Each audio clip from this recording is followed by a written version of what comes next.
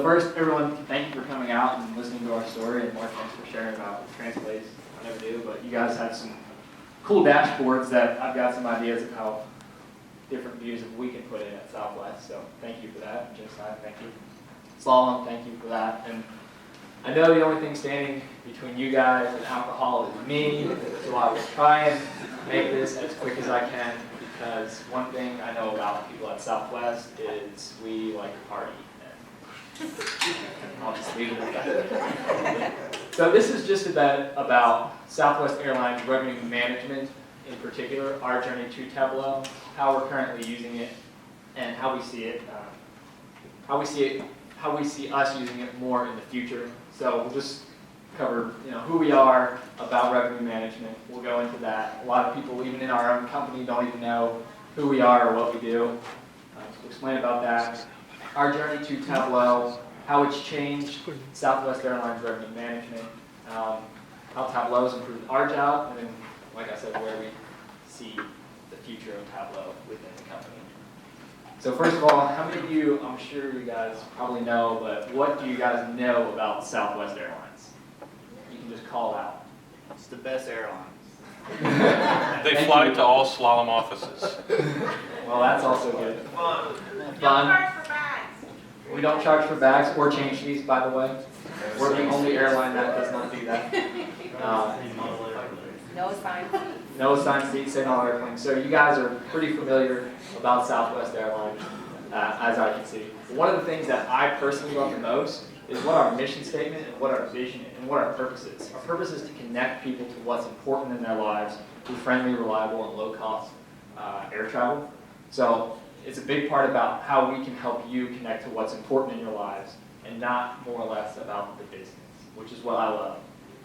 There's this notion out there that we're this small, rinky-dink airline out there. We only travel to Dallas, Houston, or some other local places, maybe some slaloms places. I'm sorry. You guys brought me in. I probably shouldn't be ragging on you. Apologies. We're currently in 85 domestic cities, 12 near international cities, which is what we're very excited about here recently. And we serve 715 nonstop routes, which is very, very big. Another thing that we like to brag on is we're one of the leading employers. We're number 7 on the Forbes Most Admired list. It's our 21st consecutive year on that list. We're very happy about that. One of the top 15 companies to work for by Glassdoor.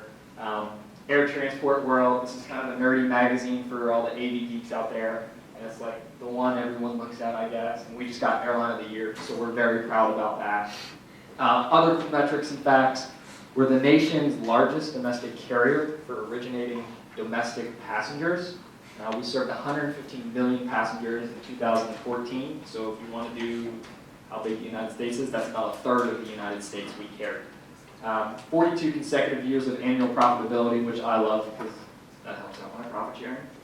And we're a fun place to work. We have parties every Monday that the company sponsors alcohol with. Like I said, we like to party. And another thing is we got the Triple Crown Award for consecutive years, and every day was considered business casual day. So if you notice, I'm in jeans and a button down. If I wanted to, I could come in jorts, Crocs, and a Van Halen t-shirt, or what I like to call our technology department. But a little bit now about what revenue management is. So the theory behind revenue management is selling the right seat at the right time, at the right price, based on forecasted demand in order to maximize revenue. Well, what the heck does that mean? So we are separated into 3 different subgroups. Our pricing department, you guys probably know them when you go on our website and you see all those different fares. They're the ones who are filing those fares to keep our low fare brand alive. Our yield management, they're managing those fares dependent upon demand that they're seeing come in. And special groups, data analytics and executive reporting. That's the group I'm currently on. We do all of the analytics, all of the executive reporting to VP, senior VP, C-level, and ultimately up to the board of directors, So we're responsible for that. Technical team and project management team. We won't really go into that. But what is revenue management? I know we see this big, long description about what it is. So what does that mean? So let's take, for instance, we have a a nonstop route from Dallas to Orlando. So we have a family of 4 who wants to travel and see Mickey Mouse for little Jimmy and little Sally. They've been saving up for a whole year, planning their family vacation. Well, we want to provide the right price for them to pay so they can fulfill that dream and they can connect to what's important in their lives, seeing Mickey and Minnie Mouse and spending that family time. Well, you also have Scott Thompson, who needs to get to Houston the day before departure. So we want to make sure we have the right fare for not only the family of 4 going to Disney World, but we want to make sure we have the right fare for Scott to pay, which is a lot of money because he's paying us the day before he leaves because he needs to go. So, Scott, thank you, wherever you are. You're welcome. Appreciate it. So that's the theory behind revenue management.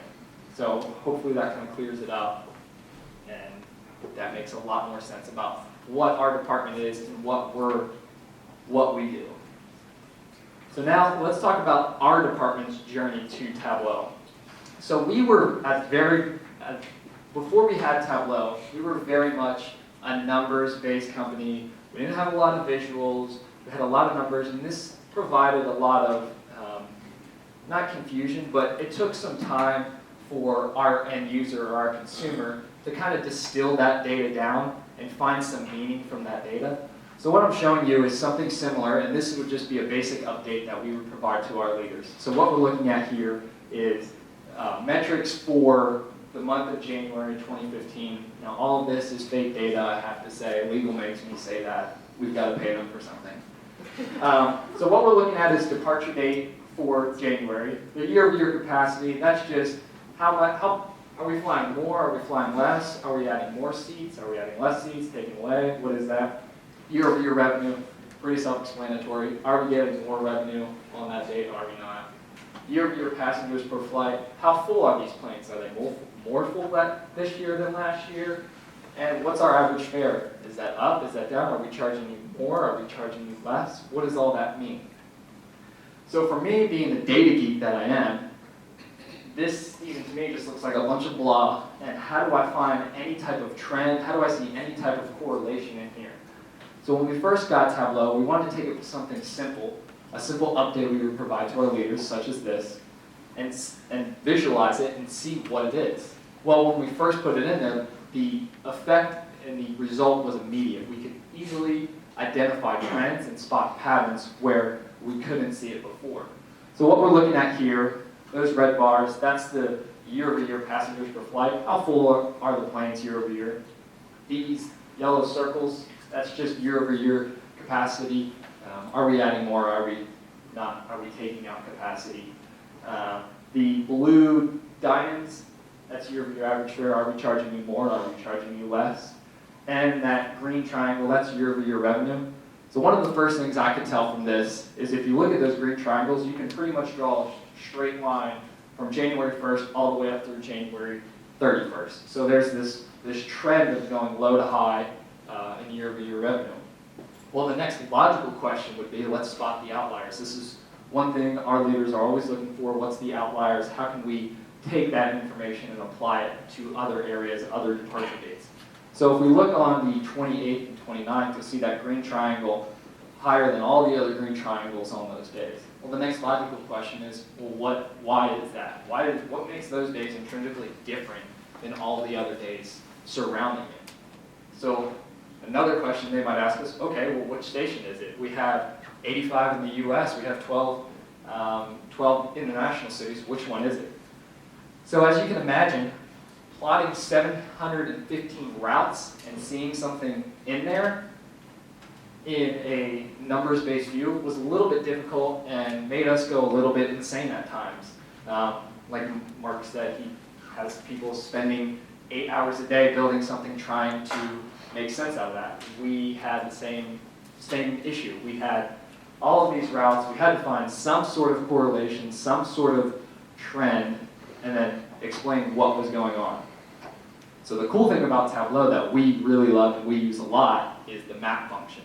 So when we plotted these routes onto Tableau, we could immediately see what was going on. Just by a few clicks, few drops of a specific metric, we could easily see what was going on, and we could easily infer a trend that might have been hidden in the data before is not hidden to us anymore.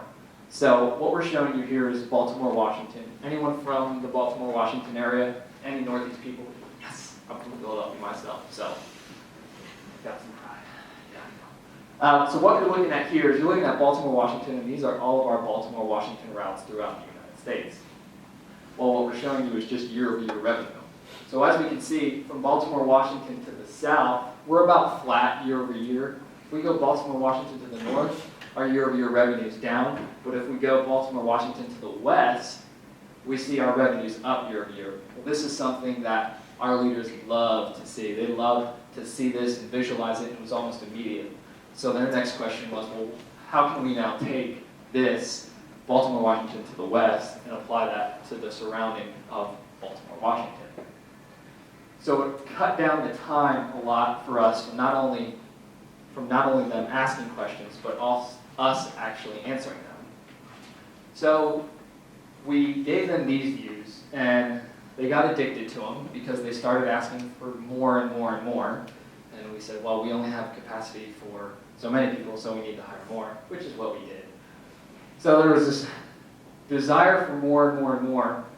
And as we started flying our international cities, we wanted to take this a step further. So our leadership came to us and said, okay, we're flying international, we've never flown it before, come up with a forecast and tell me how much we can expect to get from our international cities. So we said, all right. So we went into it, we went back to our normal route, putting it in the numbers, showing them ahead and behind, and they were like, yeah, it's good, but you gave us Tableau, so we want to see this in Tableau form.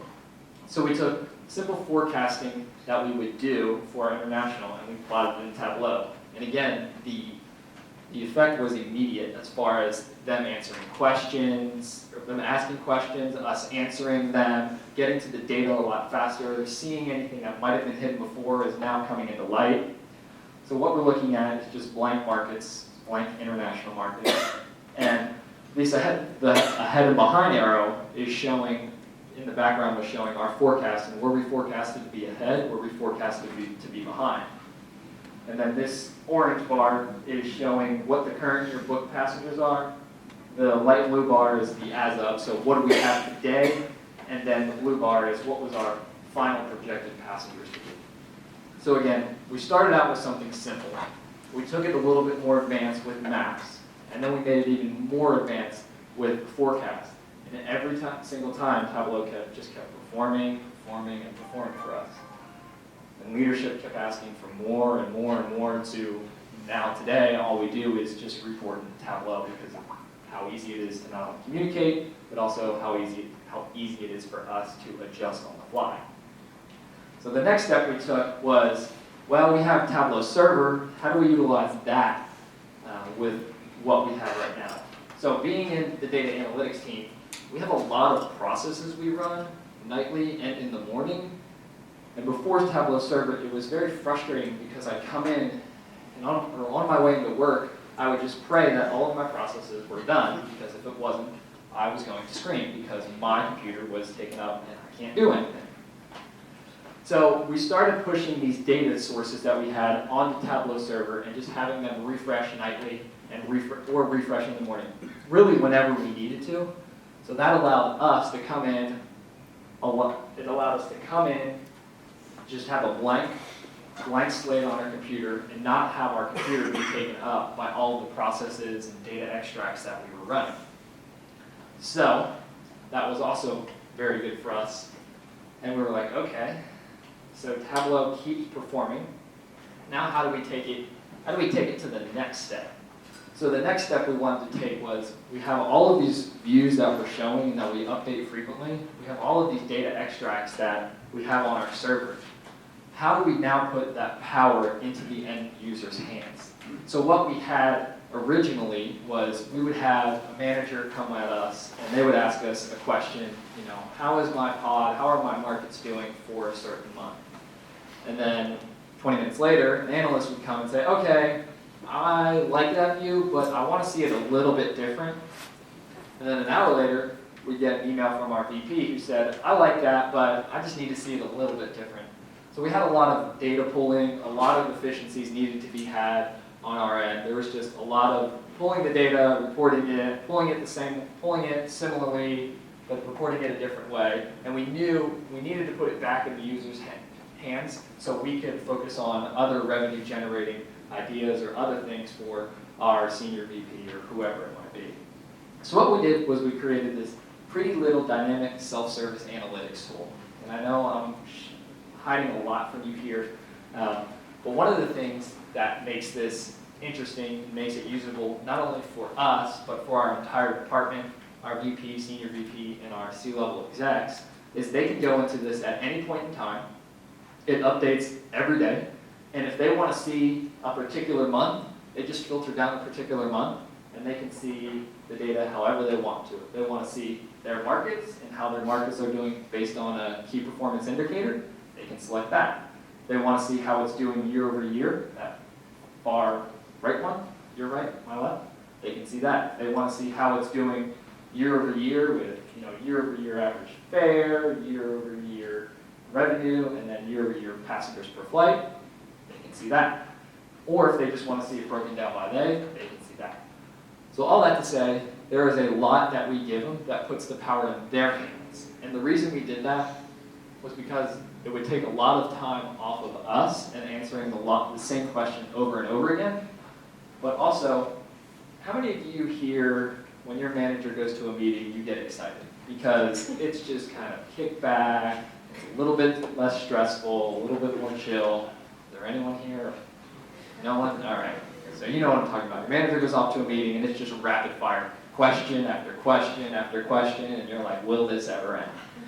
So we created this to alleviate a lot of that, and it has. We've put the data, we put the analytics and the answering back into the end user's hand. So this is just one example. They can filter it out by that one.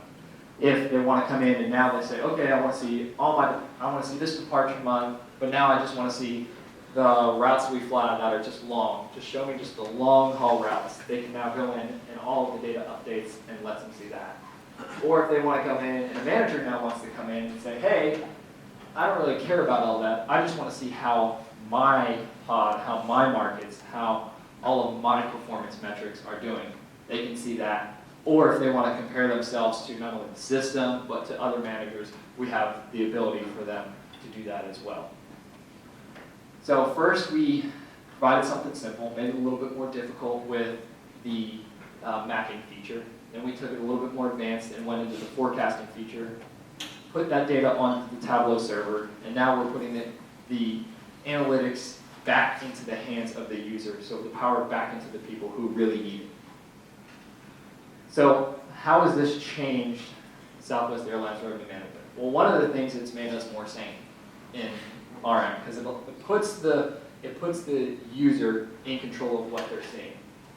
It's allowed the data to be not only more tangible, but more visual, and it's allowed that distillation of brain processing time from seeing something and interpreting it. It's allowed it to be a lot lower than what it used to be, just making quicker, faster decisions on the fly.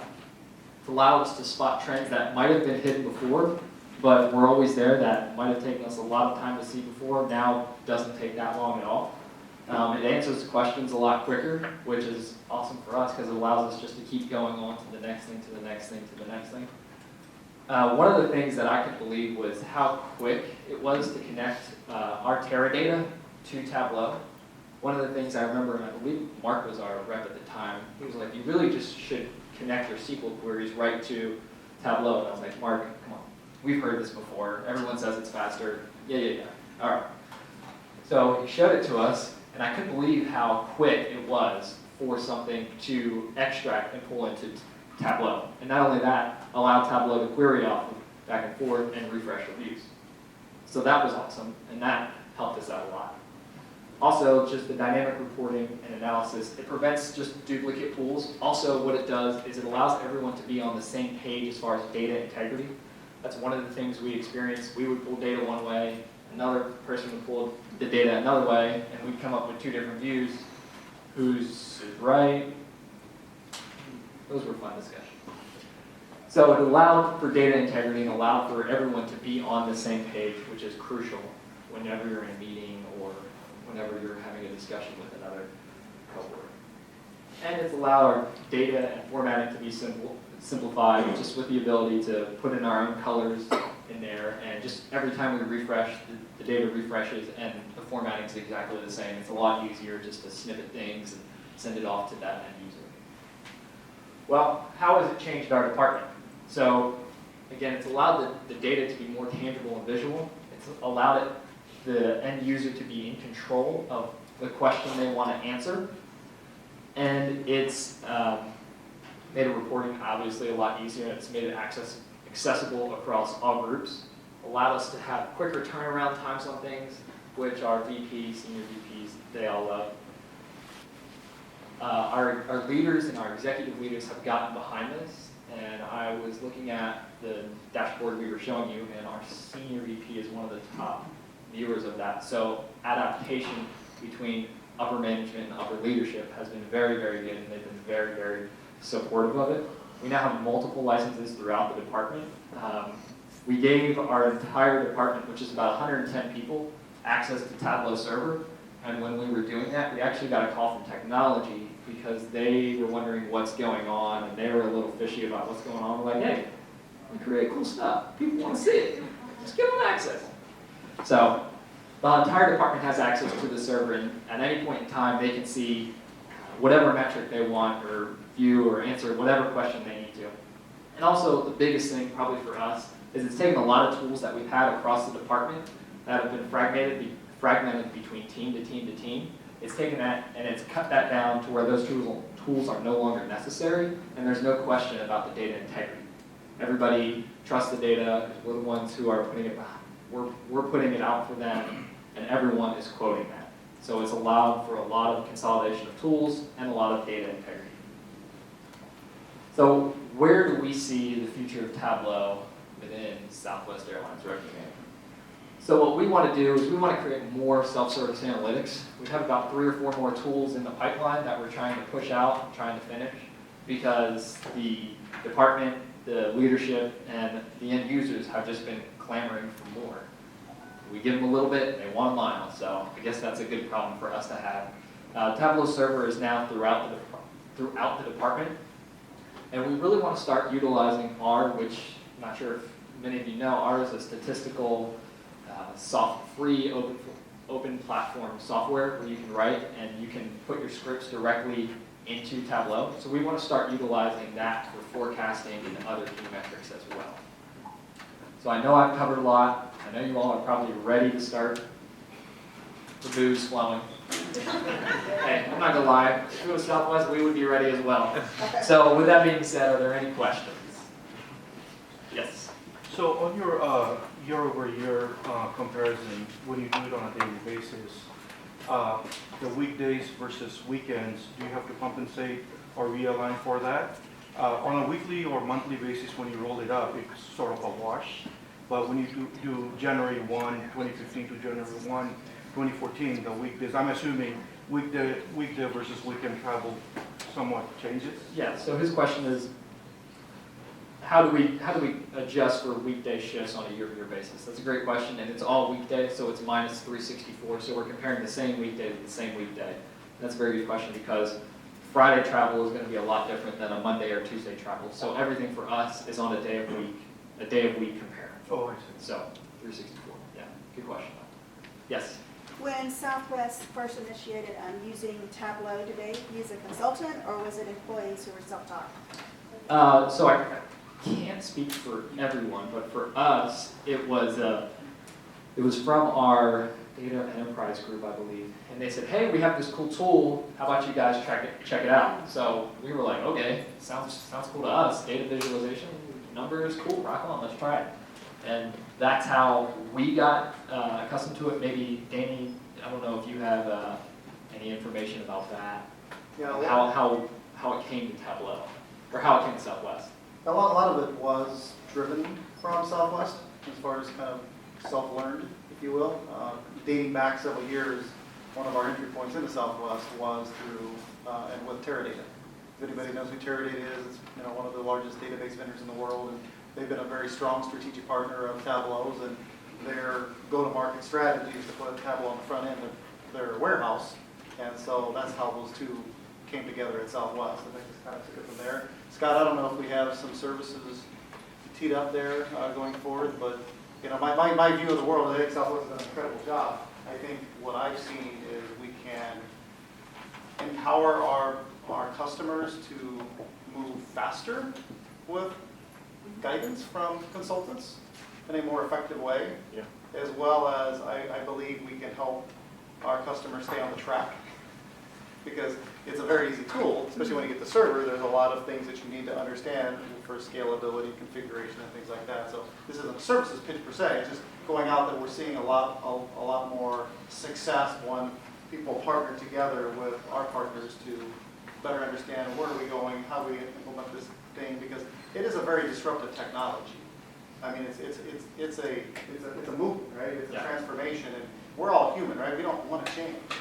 There's people kicking and screaming all the time, and probably folks even in this room.